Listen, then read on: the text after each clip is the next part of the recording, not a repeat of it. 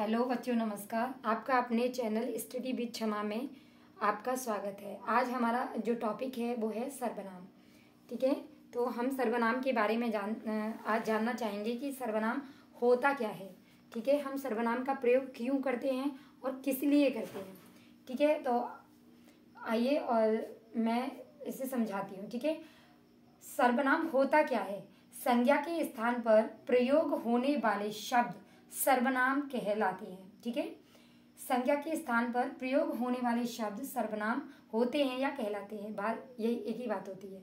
ठीक है, अब दूसरा, इसके प्रमुख कितने भेद होते हैं। इसके प्रमुख 6 भेद होते हैं। सर्वनाम के कितने भेद होते हैं? 6। ठीक है, पहला होता है पुरुषवाचक सर्वनाम, दूसरा होता है निश्चयवाचक सर्वनाम, तीसरा होता है अनिश्चयवाचक सर्वनाम, चौथा होता है संबंधवाचक सर्वनाम, पांचवा होता है प्रश्नवाचक सर्वनाम और छठवां जो होता है वो होता है निश्चयवाचक सर्वनाम। ठीक है, अब ये पहला जो है हमारा पुरुषवाचक सर्वनाम, इस सर्वनाम के भी 3 भेद होते हैं। ये भी एक सर्वनाम का भेद है और इसके भी 3 भेद होते हैं। ठीक है, उत्तम पुरुषवाचक सर्वनाम, मध्यम पुरुषवाचक, ठीक है, सर्वनाम और अन्य पुरुषवाचक सर्वनाम। इस तरीके से हमारे जो सर्वनाम होते हैं वो 6 भेद होते हैं इसके। ठीक है, और सर्वनाम जो होता है वो संज्ञा के स्थान पर जो शब्दों का प्रयोग किया जाता है उनको हम सर्वनाम कहते हैं। ठीक है, अब मैं तुम्हें पुरुषवाचक सर्वनाम के बारे में समझाती हूँ कि पुरुषवाचक सर्वनाम जो होता है वो क्या होता है और उसका प्रयोग हम अपने वाक्यों में किस तरीके से करते हैं। ठीक है, तो अब पुरुषवाचक सर्वनाम, अब देखो जिन, ठीक है, जिन सर्वनामों सर्वनाम शब्दों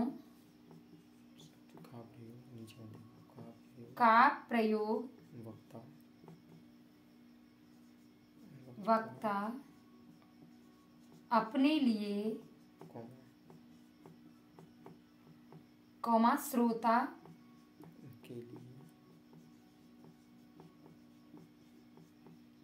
के लिए या किसी अन्य व्यक्ति के लिए, किसी अन्य व्यक्ति के लिए करता है।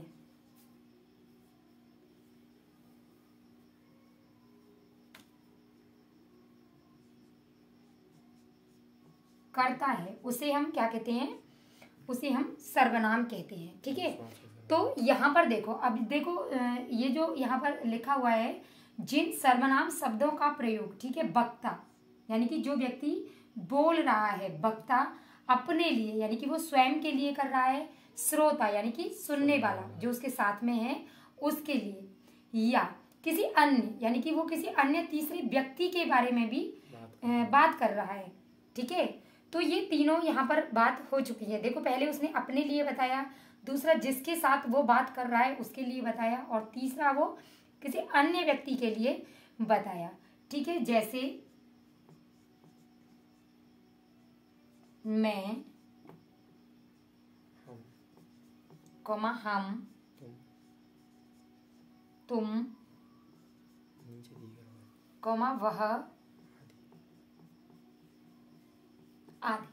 ठीक है, तो इन शब्दों का प्रयोग जब हम यहाँ पर करते हैं तो इनका प्रयोग हम उत्तम, मध्यम और अन्य पुरुष में जाकर के इनका प्रयोग इन सभी शब्दों का प्रयोग जो हम सर्वनाम में करते हैं वो यहाँ पर करते हैं। अब जैसे मैं, ठीक है, मैं जैसे आपको कहूँ कि सर्वनाम, ठीक है, तो सर्वनाम मतलब क्या है, उसका प्रयोग जो है पुरुषवाचक सर्वनाम का हम किस तरीके से करेंगे। जैसे अब मैं यहाँ पर वैसे पहले किसी व्यक्ति का नाम लिख करके बताती हूँ कि फिर हम उसका प्रयोग करते कैसे हैं। मैं खाना खाऊंगा। ठीक है, जैसे मैं खाना खा रहा हूँ।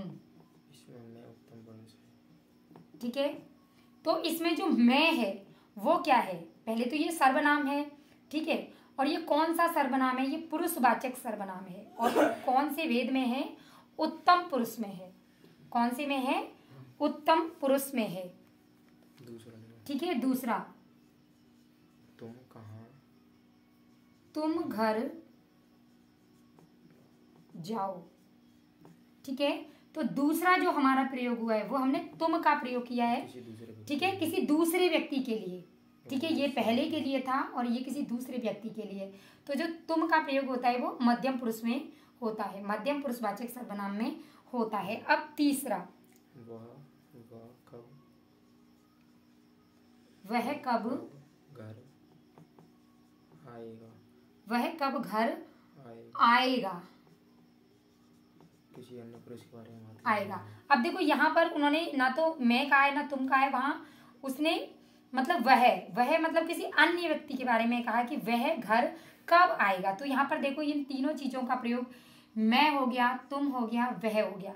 तो ये उत्तम हो गया, मध्यम हो गया और अन्य पुरुषवाचक सर्वनाम हो गया। इसी तरीके से हम अपने वाक्य में इनका प्रयोग करते चले जाते हैं। ठीक है, अब इसके बाद में दूसरा जो सर्वनाम है वो है निश्चयवाचक सर्वनाम।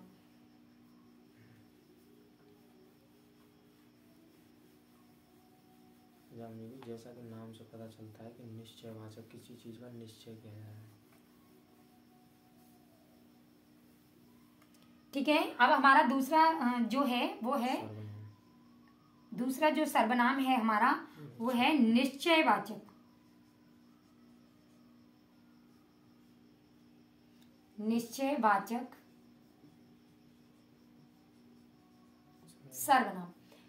देखो आपको यहाँ बोलने पर ही पता चल रहा है कि यहाँ किसी निश्चित व्यक्ति के बारे में बात हो रही है, मतलब किसी निश्चित के बारे में यहाँ पर बात की जा रही है कि वो है क्या। ठीक है, अब आगे देखो इसे इसकी जो परिभाषा है वो हम किस तरीके से बताएंगे। ठीक है, जिन सर्वनाम शब्दों से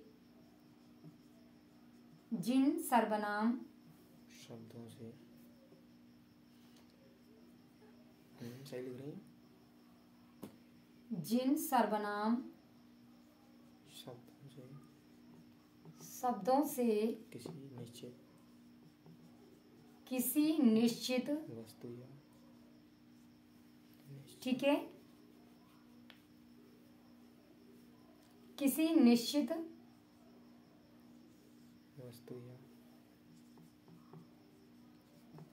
वस्तु या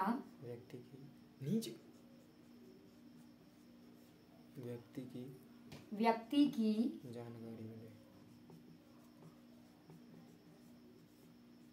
जानकारी मिले।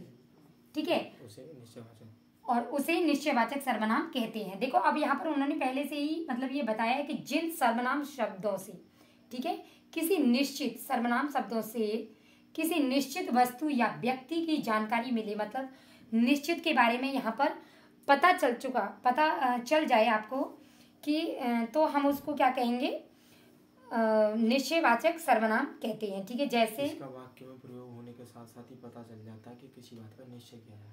जैसे यह, ये,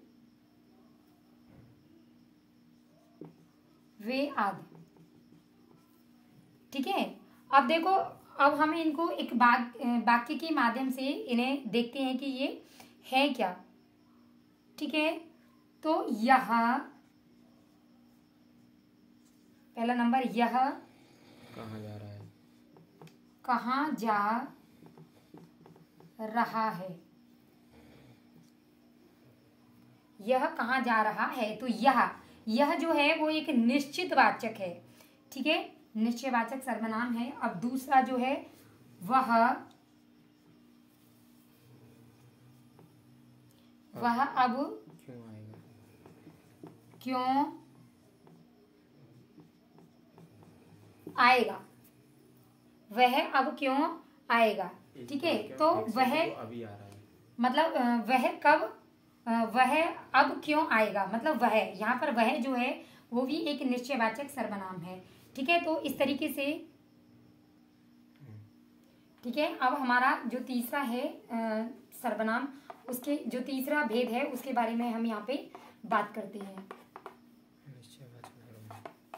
ठीक है। अब जो तीसरा है हमारा वो है अनिश्चयवाचक सर्वनाम। तीसरा है अनिश्चय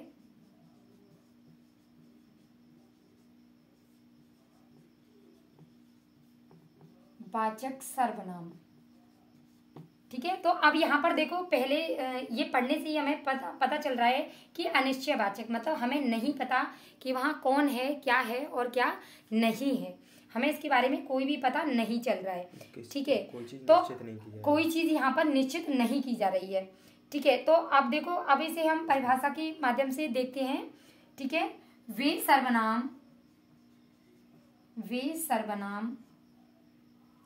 शब्द जिनसे किसी, ठीक है, जिनसे किसी निश्चित व्यक्ति या, हाँ लिखो, निश्चित व्यक्ति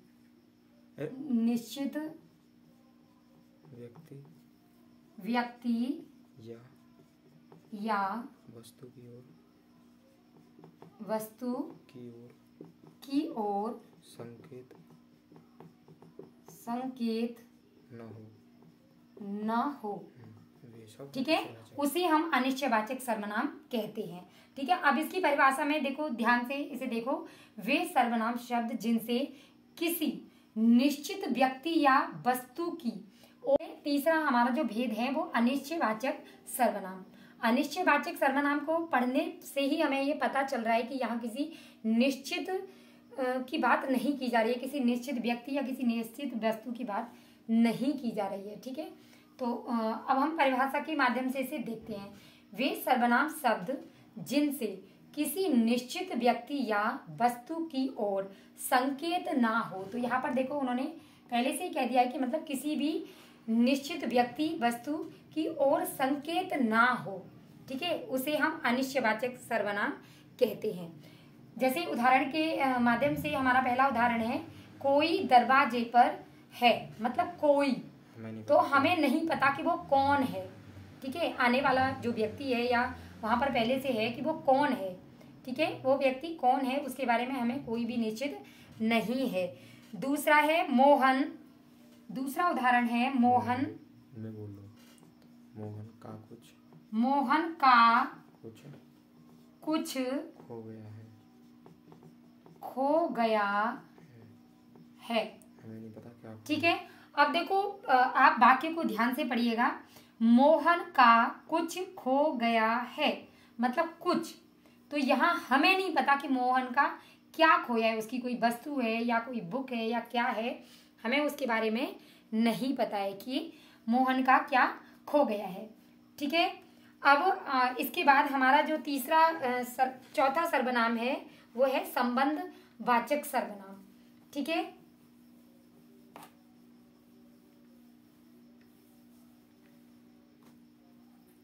चौथा जो सर्वनाम है वो है हमारा संबंधवाचक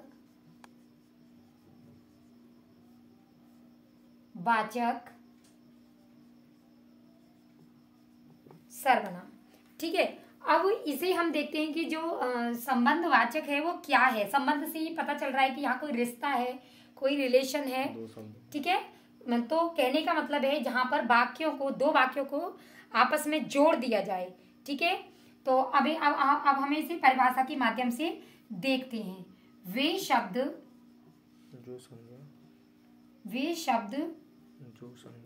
जो संज्ञा या सर्वनाम के लिए प्रयोग होते हैं और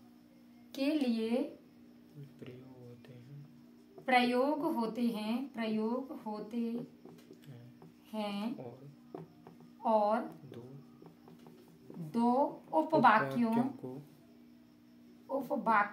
को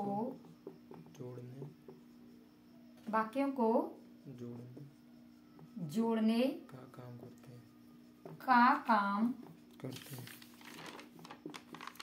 करते हैं, उन्हें हम संबंधवाचक सर्वनाम कहते हैं। ठीक है। तो वे शब्द जो संज्ञा या सर्वनाम के लिए प्रयोग होते हैं। ठीक है, जो संज्ञा या सर्वनाम के लिए प्रयोग होते हैं और दो उपवाक्यों को जोड़ने का काम करते हैं। किसे जोड़ने का? दो उपवाक्यों को जोड़ने का काम करते हैं, तो उन्हें हम क्या कहते हैं, संबंधवाचक सर्वनाम कहते हैं। अब इसी उदाहरण के माध्यम से हम देखते हैं।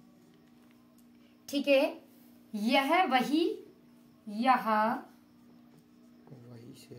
वही शेर है जो कल, वही शेर है जो कल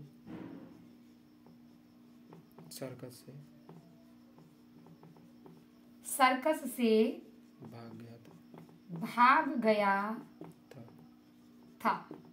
हर बार नीचे।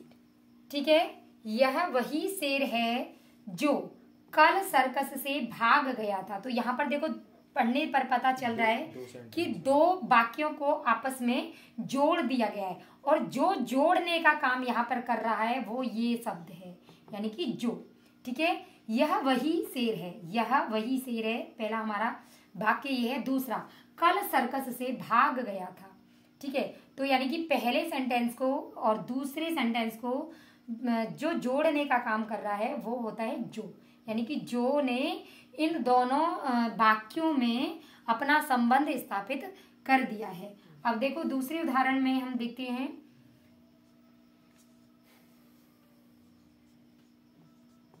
तुम वही व्यक्ति। अब हम इसका 5वां भेद देखते हैं। ठीक है, कि 5वां सर्वनाम हमारा क्या था। तो 5वां सर्वनाम जो था वो है प्रश्नवाचक सर्वनाम। ठीक है, तो अब देखो इसे भी पढ़ने से ये पता चल रहा है कि प्रश्नवाचक सर्वनाम मतलब इसको प्रश्न को पूछा यहाँ पर जा रहा है कि प्रश्नवाचक सर्वनाम। ठीक है, तो हम इसे परिभाषा के माध्यम से देखते हैं। वे शब्द जिनका प्रयोग किसी व्यक्ति वस्तु या ठीक है स्थान के विषय में प्रश्न पूछा, ठीक है, पूछा गया हो।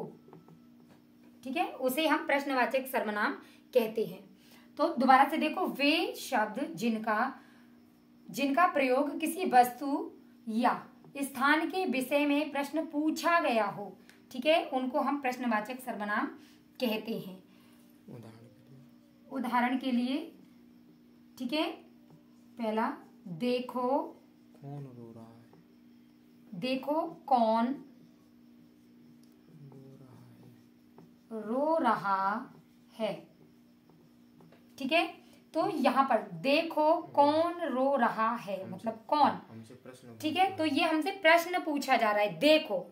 ठीक है, तुम देख करके आओ कि कौन रो रहा है।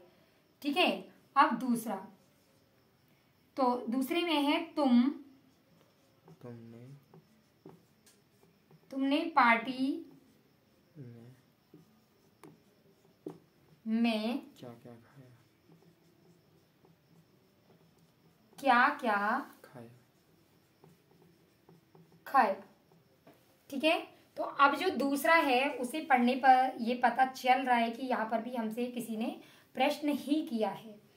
तुमने पार्टी में क्या खाया। तो जो क्या है वो हमारा प्रश्नवाचक चिन्ह है, प्रश्नवाचक सर्वनाम है। ठीक है, तुमने पार्टी में क्या खाया। तो इस प्रकार से हमारा प्रश्नवाचक सर्वनाम जो है वो इस तरीके से होता है। अब हमारा जो छठवां जो भेद है वो है निजवाचक सर्वनाम। हमारा जो छठवां भेद है वो है निजवाचक, जैसा कि इससे पता चल रहा है निज। ठीक है, तो अब देखो इसे हमें देखने पर ये पता चल रहा है यहाँ निज मतलब स्वयं के लिए, उसने ये अपने लिए बात कही है। ठीक है, या कोई भी व्यक्ति जब उसको बात कर रहा है तो वो खुद के लिए बात कर रहा है, मतलब वो अपने आप के लिए यहाँ पर बात कर रहा है। तो पहले हम इसकी परिभाषा को देख लेते हैं। कि वो यहाँ पर क्या कहती है। ठीक है, जिन सर्वनाम शब्दों से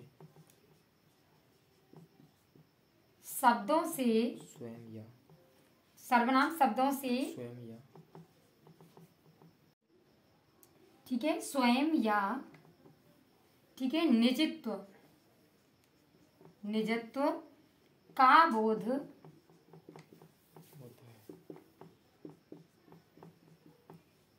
होता है उसे हम निजवाचक सर्वनाम कहते हैं। ठीक है, तो देखो यहाँ पर इसी बोलने पर पढ़ने पर ये पता चल रहा है कि जिन सर्वनाम शब्दों से स्वयं ठीक है या निजत्व यानी कि अपने लिए स्वयं के लिए ठीक है का बोध होता है। ठीक है, ये हमें पता चल रहा है ऐसे पढ़ने से ही कि ये निज के बारे में यानी कि अपने बारे में यहाँ पर बात कर रहा है। ठीक है, तो अब हम इसे उदाहरण के माध्यम से इसे देखते हैं।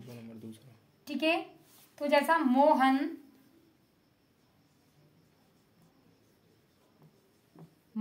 ने अपने पिताजी का कहना नहीं माना। ठीक है, तो अब देखो अब इस सेंटेंस को ध्यान से पढ़ें। मोहन ने अपने पिताजी का कहना नहीं माना, मतलब अपने स्वयं के पिता का कहना उन्होंने नहीं माना। मोहन ने अपने पिताजी का थैंक यू बच्चों। यदि आज का वीडियो आपको अच्छा लगा हो तो आप उसे लाइक करें, सब्सक्राइब करें।